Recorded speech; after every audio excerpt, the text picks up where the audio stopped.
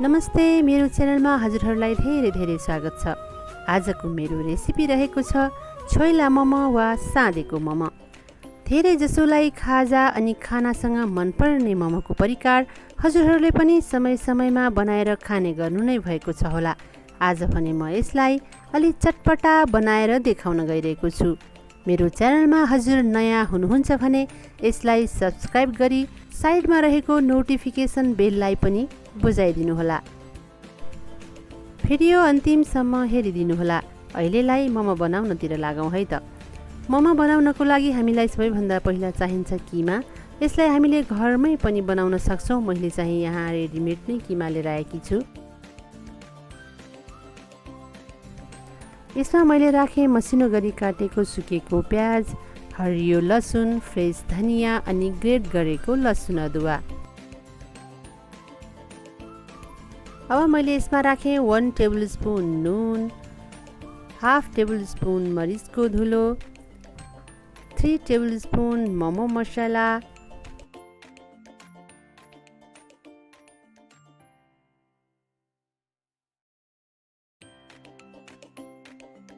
त्यस्तै 2 टेबलस्पुन जिरा धनिया पाउडर,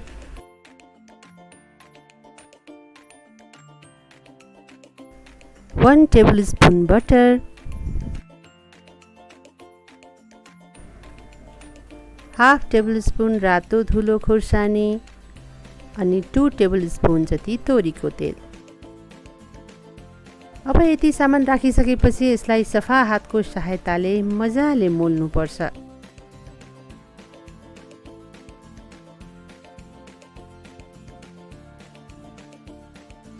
यसरी मोल्दै यतिको भएपछि मैले यसमा बेसार पनि राखेँ 1 टेबलस्पुन अनि गरम मसला हाफ टेबलस्पुन।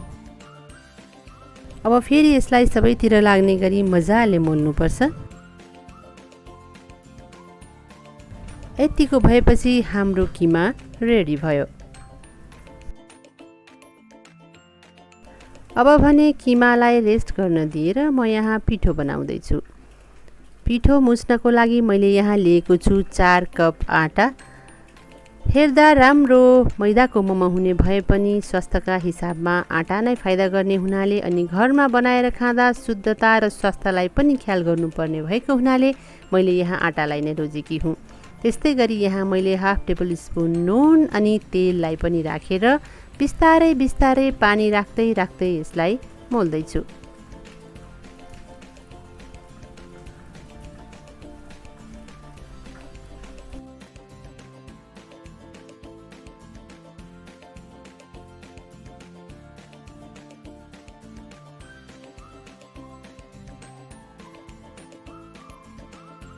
हाम्रो आटाको डो यतिको भएपछि अब यो पनि तयार भयो। यसलाई पनि आधा घण्टा जति रेस्ट गर्न दिनुपर्छ। त्यसपछि भने म अब मोमो राख्नको लागि यहाँ भाँडामा तोरीको तेल पनि लगाउँदैछु। यसरी लगाएर राखेपछि मोमो यसमा टाँसिँदैन। त्यस्तै गरी म यहाँ पानी पनि बोइल गर्दैछु।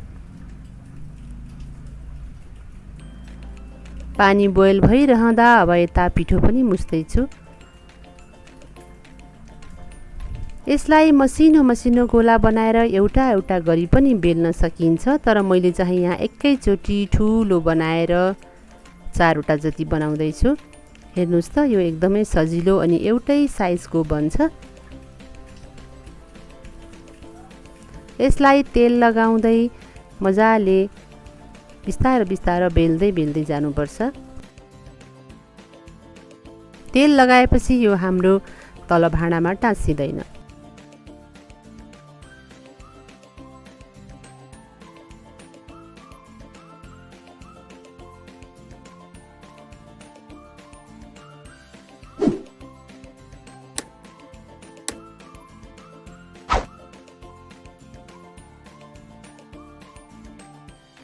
यसरी बिस्तारो पल्टाइ यसलाई यतिको ठुलो बनाएपछि हाम्रो 4वटा मोमो र्यापर तयार हुन्छ।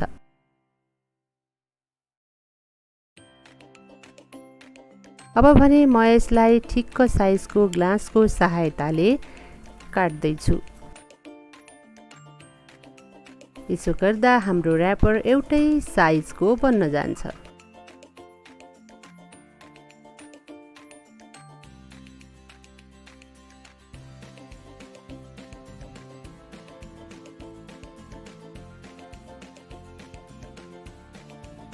यसरी मोमो र्यापर तयार भइसकेपछि हामी यसमा किमा राख्दैछौँ।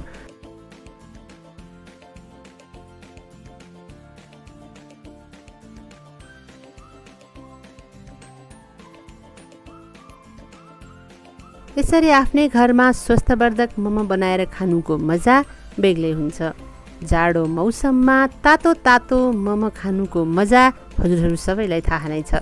यसरी एउटा एउटा गर्दै मोमोलाई बिस्तारै प्लिट गर्दै जानुपर्छ।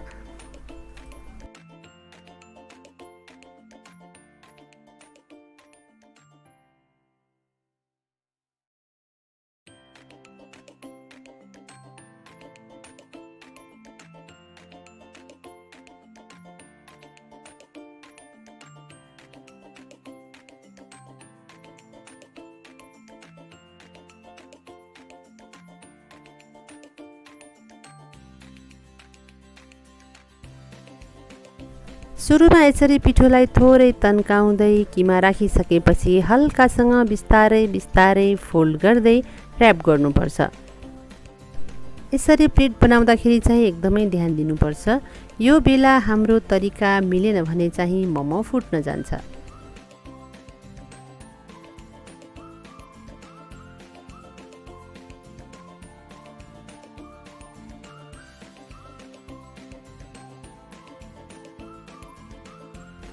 यसरी मोमो फोल्ड भइरहँदा मैले उता पानी पनि बोइल गर्न राखिसकेको छु।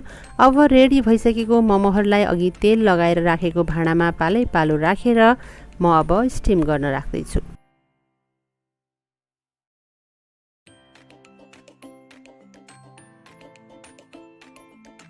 मोमो खान मिठो भए जस्तै बनाएको हेर्न पनि रमाइलो हुने रहेछ।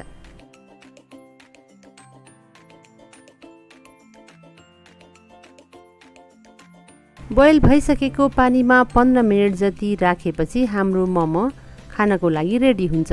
यसलाई गोलबेडाको अचारसँग तातो तातो खान पनि एकदमै मिठो हुन्छ। तर आज म यसलाई छोइला बनाएर देखाउँदैछु। यसको लागि सबैभन्दा पहिला म यहाँ लसुन अदुवा र टिमुरलाई ग्राइन्ड गर्दैछु। यो ग्राइन्ड भइसकेपछि यसमा मैले 3 वटा गोलबेडालाई पनि बोइल गरेर राखेँ।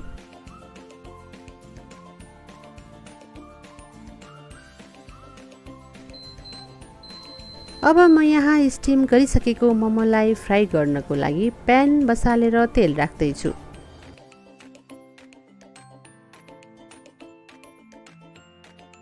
तेल तातो भइसकेपछि यसलाई नफुट्ने गरी बिस्तारै एउटा एउटा गर्दै राख्नुपर्छ।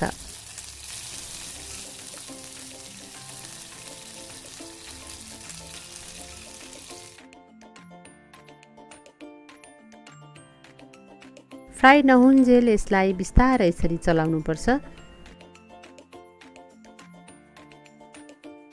अब थोरै ब्राउन हुन थालेपछि भने हामीले यसलाई स्प्याचुलाको सहायताले बिस्तारै पल्टाउँदै जानुपर्छ।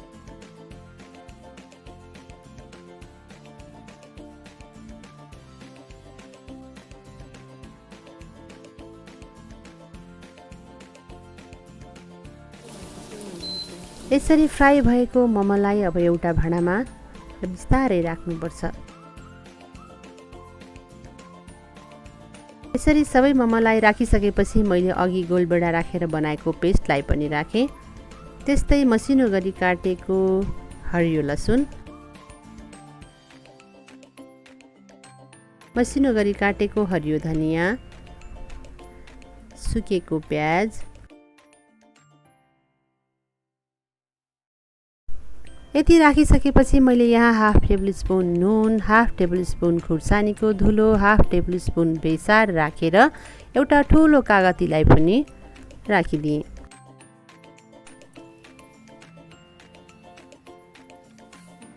अब यति भइसकेपछि भने हाम्रो झान्ने काम बाँकी छ। यसको लागि मैले यहाँ तोरीको तेल बसाइसकेँ र मेथी अनि जिरा धनिया पनि फुराएँ। अब यसलाई झान्नुपर्छ। यति गरिसकेपछि चाहिँ यसलाई बिस्तारै स्प्याचुलाको सहायताले मोल्दै मोल्दै जानुपर्छ।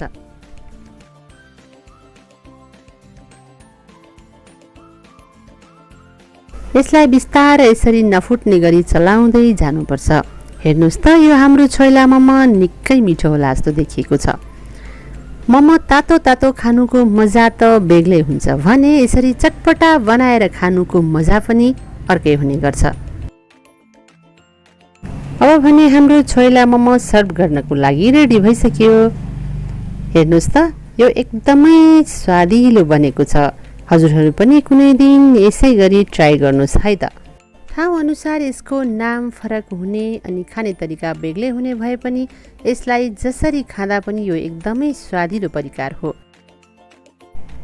यसरी नेपालीहरू धेरैलाई मनपर्ने मोमो बाहिरभन्दा आफ्नै घरमा हेल्दी आटासँग बनाएर खाने ट्राई गर्नुहोस् है त। आशा गर्छु हजुरहरूले पनि यो रेसिपी ट्राई गर्नुहुन्छ होला। यसै गरी नयाँ नयाँ भिडियोहरू लिएर आउने नै छु। भिडियो मन परेमा लाइक, कमेन्ट र सेयर गर्दै सब्स्क्राइब पनि गरिदिनु होला। धन्यवाद।